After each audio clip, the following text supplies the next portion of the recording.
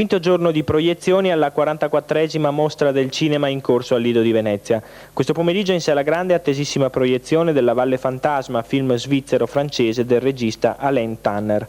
Prima attesissima dalla critica soprattutto dopo l'annuncio ufficiale di Jean-Louis Trintignant, il protagonista del film di Tanner, che questa mattina in conferenza stampa, presente Maurizio Costanzo, ha annunciato il suo ritiro dal cinema. Un'affermazione che ha fatto scalpore, ma che il noto attore francese ha motivato dicendo semplicemente che il cinema di oggi non gli interessa più perché parla poco dell'uomo.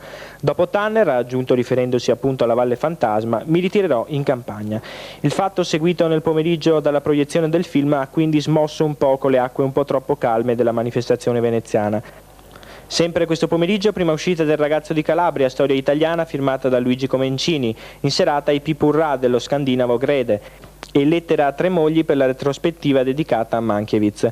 Continua ad essere notevole l'affluenza di pubblico alle proiezioni serali, non solo al Lido ma anche a Venezia e Mestre, dove la mostra del cinema viene seguita molto più tranquillamente da chi non ama troppo la mondanità.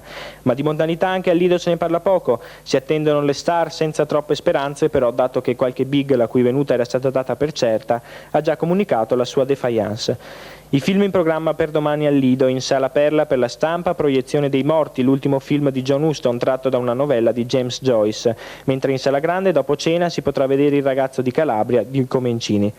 Per la retrospettiva dedicata a Mankiewicz, domani sera in Sala Volpi, No Way Out, Uomo bianco tu vivrai, una pellicola del 1950.